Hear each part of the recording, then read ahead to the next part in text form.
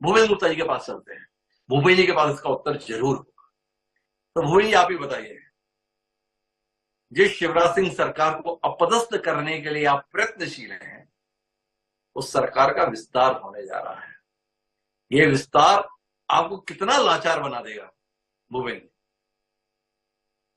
ये सरकार लाचार है और उसकी जो है जनता के बीच में प्रतिष्ठा खत्म हो चुकी है कि अब वो भागते हुए भूतों को लंगोटी पहनाने का काम कर रही है। चार भूतों को लंगोटी पहनाई जा सकती है, तो उस काम में ये सरकार लगी है। आज विंध्य क्षेत्र में आपने 4 साल जिस व्यक्ति की उपेक्षा की, उसको ये लंगोटी पहना के उपलब्ध क्या करेंगे, क्या अचीव करेंगे, टारगेट क्या है इनका? जिसे तुम टिकट नहीं देना चाहते थे उसे अब मंत्री बनाने पड़ रहा है आपको। इस मजबूरी का भी तो कोई नाम होगा। इस रिश्ते को क्या कहते हैं, जरा मालू जी ये बताइए। आज जो परिस्थितियां आपकी पार्टी में पैदा हो गई हैं, आपने तो जो है तेल लगा लगा के जो है सौतेले बच्चों को पद दिए, हारे हुए लोगों को भी जो है मंत्री पद के दर्जे दिए, और सगे बच्चों को आखिरी राउंड में जब बिल्कुल छाछ बची है तब आप कह रहे हैं कि बेटा दूध पी लो।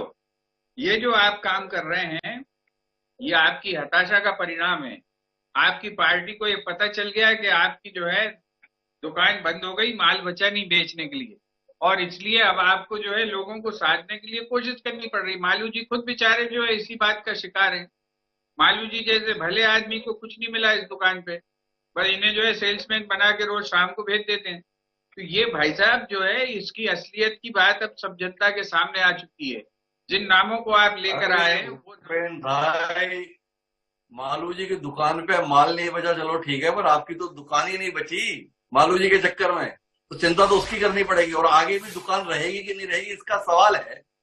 भाजपा अगर चुनाव से आचार संहिता लगने के 1.5 महीने पहले इस विस्तार को अंजाम देने जा रही है, कि आपकी रणनीति पे कितना बड़ा आघात है। जिन लोगों के बूते आपको उम्मीद थी कि ये आपके लिए कुछ कर देंगे, वो सब भाजपा के लिए वापस काम करते हुए दिख रहे हैं। पिछले 1.5-2 महीने में हवा काफी बदल रही है भूपेंद्र भाई। जितने असंतोष के सुर थे वो सब जय घोष में तब्दील होते हुए दिखाई दे रहे हैं भाजपा के। वो तमाम बड़े नेता जो कुछ झुके झुके से, थके थके से लग रहे थे, विधानसभा सम्मेलनों में बढ़ चढ़कर शिरकत कर रहे हैं। क्या कहेंगे, भाजपा रणनीति में शुरू से माहिर मानी जाती रही है, रणनीति फिर एक बार सिरे चढ़ा रही है।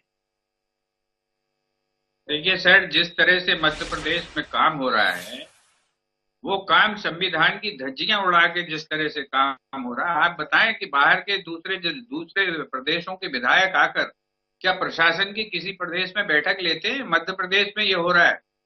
इनके जो ये एमएलए आए हुए हैं अपनी दुकान सजाने के लिए, वो सब बैठ के ले रहे हैं प्रशासन की। कलेक्टर वहां जी मजूरी कर रहा है। ये संवैधानिक परंपरा का हिस्सा है क्या? ये जो है लूटखोरी करने के लिए जो सरकारें जिस तरह से काम करती हैं, उस काम को इस तरह से अंजाम दे रहे हैं। इनके जो है बाहर से आए विधायक अपनी कार्यकर्ताओं की बैठक लें, वहां तक तो समझ में आता है। चुनाव की रणनीति बनाए, वहां तक समझ में आता है। ये प्रशासन की बैठकें लेने लगे बाहर से आयातित आदमी। ये जो है ये कौन सी संवैधानिक व्यवस्था का हिस्सा है? ये मालू जी तो बताएं। भूपेंद्र जी, भाजपा और कांग्रेस की चिंता के स्थान पर संविधान की चिंता पर आ गए हैं। पर अरविंद तिवारी जी अभी भी विषय पर रहेंगे। क्या कहते हैं अरविंद जी? भाजपा मास्टर स्ट्रोक खेलने की तैयारी में है। जो नाम चर्चा में है उसमें एक नाम विंध्य से राजेंद्र शुक्ला, एक नाम महाकौशल से गौरीशंकर बिसेन, एक नाम लोधी समुदाय से राहुल लोधी या जालम सिंह पटेल। क्या देखते हैं इस समीकरण को, क्या भावते हैं आप?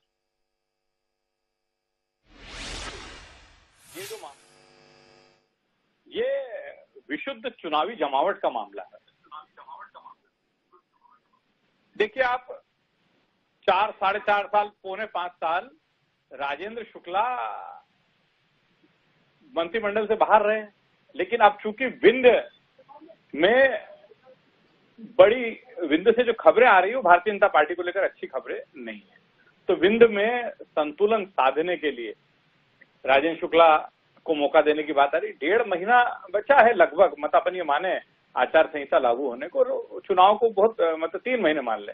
तो अब ऐसी स्थिति में जो मंत्रिमंडल विस्तार की खबरें सामने आ रही है, और जैसा सुनने में आ रहा है कि राजेंद्र शुक्ला को सूचना पहुंच गई, वो भोपाल आ रहे हैं गौरीशंकर बिसेन भोपाल पहुंच रहे हैं, और भी नाम चर्चा में है। तो ये देखिए आप, राजेंद्र शुक्ला और गौरीशंकर बिसेन, ये तो क्षेत्रीय संतुलन को साधने के लिए दो नाम सामने लाए गए हैं।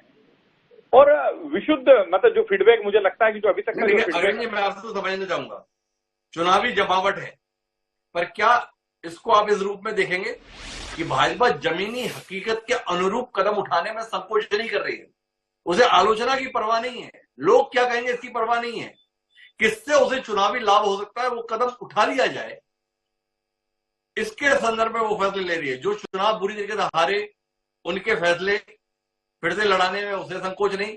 ललिता यादव को खुद बड़ा मलहरा भेजा था, 18,000 से आ रही, पर छतरपुर से वही जीत सकती है, इसको समझकर उन्हें छतरपुर से उतारने में गुरेज नहीं। क्या आप मान रहे हैं अरविंद जी कि भाजपा ने तो को महसूस करके निर्णय लेने की कोशिश शुरू कर दी है? देखिए हिमांशु जी, हम इसको दूसरे रूप में देखें कि जैसा आपने कहा कि जमीनी हकीकत को जानते हुए भाजपा ने निर्णय लेने की शुरुआत की, निर्णय लिए हैं, निर्णय लेने जा रही है, हम तो ये कह सकते हैं।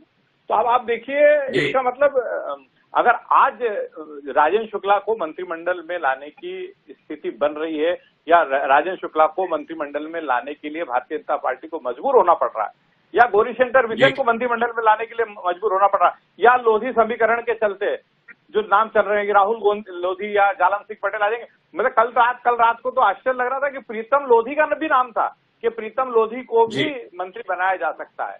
तो मतलब ये कहीं ना कहीं देखिए ना कि या तो पहले कहीं ना कहीं चूक हुई है, उसको भाजपा ने कहा कि भाई सुधारा जाए, क्योंकि लोधी समाज का भी एक बड़ा वोट बैंक है। विंध्य में जो स्थितियां पिछले विधानसभा चुनाव में थी वो वैसी स्थितियां नहीं है। ये फीडबैक हमारे पास भी आ रहा है लगातार कि विंध्य में वो स्थितियां नहीं है। विंध्य में अगर आप राजेंद्र शुक्ला इतने काबिल थे तो आपने उनको 4.5 साल, 4.5 साल मंत्रिमंडल से बाहर क्यों रखा?